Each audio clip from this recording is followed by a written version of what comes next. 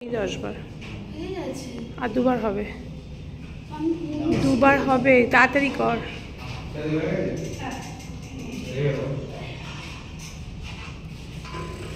জামা কাপড় জিম থেকে এসে কেচে মেলা হয়ে গেছে, মাম চলে গেছে, আমি আর সময় পাইনি কি ব্লগটা শুরু করবো, মানে জিম থেকে তো শুরু করেছি আজকে, মামের জিম দিয়েই তোমাদের আজকে ব্লগটা শুরু করলাম, কিন্তু আমি আর এসে এত তাড়াহুড়ো করে সব কাজ সারছিলাম যে আমি আর মামকে দেখাতে পারিনি। তো মাম একটু ভাত খেয়ে বেরিয়েছে, আর ওদিকে টিফিন নিয়ে গেছে তরমুজ আর কলা। আমার এদিকে মোটামুটি রান্নাঘর, মোটামুটি না পুরোটাই রান্নাঘর পুরো ক্লিন। আমি এখন পুজো দেবো, ড্রেসটা পরবো, মোটামুটি রেডিও আমি হয়ে গেছি, আমার জলের বোতলও রেডি। বাজে দেখো 9:05, ব্লগ পোস্টও হয়ে গেছে। যাই হোক, গুড মর্নিং এভরিওয়ান, আবার একটা নতুন সকালে ঘরে বাইরের তরফ থেকে তোমাদের সবাইকে ওয়েলকাম। আশা করছি তোমরা সবাই খুব ভালো আছো। রায়নের খাবার এই যে বাড়া আছে, আমি জাস্ট গরম করবো রায়নের খাবারটা, আর সেরকম কিছু নেই। ওখানে তো বাসনপত্র মাজা, স্লাইডিং টানা, পুজোটা দেবো, ড্রেসটা একেবারে পরে তারপরে পুজোটা দেবো।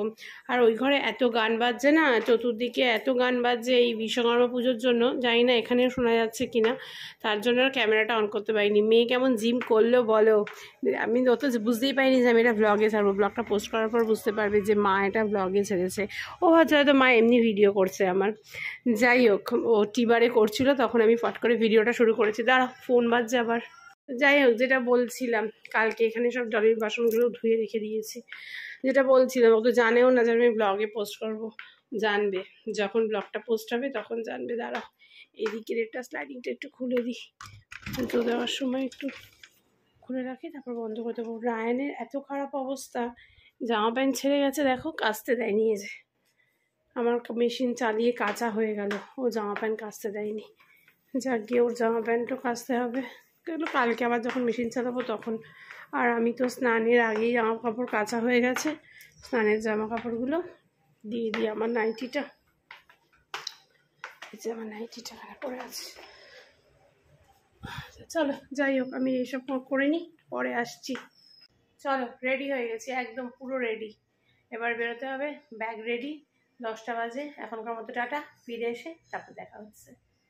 গুড ইভিনিং সবাইকে, এসছি অনেকক্ষণ আগে, বাজে কটা দেখো, অনেকক্ষণ আগে এলেও তুলনামূলক অন্যান্য দিনের তুলনায় আজকে একটু লেটে এসেছি, প্রচুর কাজ ছিল বাইরে, তো ওইগুলো সেরে টেরে আস্তে আস্তে আমার একটু দেরি হয়ে গেছে। এসে রান্নাঘরে বাসনপত্র ছিল, ওগুলোকে ধোয়া মাজা করে রাখলাম, এখনও এই সমস্ত ভাজ করা হয়নি, ভাজ করলাম। ওর বাবা গেল রায়নকে নিয়ে পড়তে, ওই সমস্ত কিছু টুকটাক জিনিস দেওয়ার ছিল মায়ের কাছে, ওগুলো দিলাম। বৌদি আগের দিন যে জামা কাপড়গুলো রেখে গেছে, মা ওইদিকে জানলা খোলা,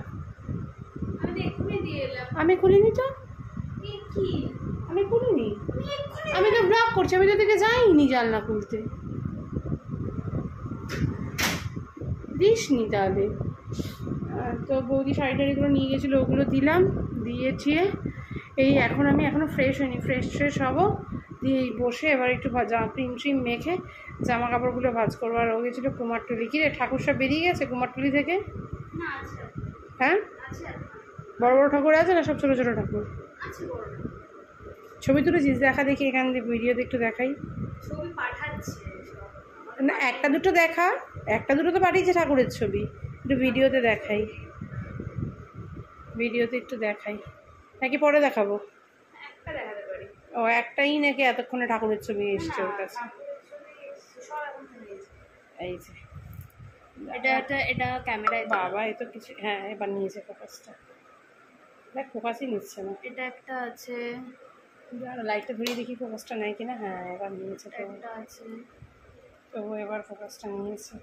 এই দেখো কি সুন্দর লাগছে ঠাকুরটাকে দেখতে। আগেরটা দেখা, আগেরটা আসেনি, এটা হচ্ছে, এটা তৈরি হচ্ছে ঠাকুর, দেখো রাখাল পাল মনে হয় এটা। পুজো পুজো ভাব, কিন্তু আমার মনের মধ্যে এতটুকু পুজো পুজো কিছু নেই। যাই হোক, চলো এবার একটু ফ্রেশ হই, তারপরে আবার আসছি।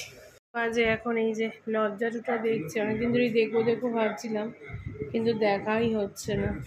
আজকে বলেছি একটু চাঁদা লজ্জা টুটা দেখি, আর মাথাটা হঠাৎ করে না খুব ব্যথা করছে, কেন ব্যথা করছে জানি না। মাম ওদিকে খাবার গরম করছে, মাম একটু ভাতই খেয়ে নেবে আজকে।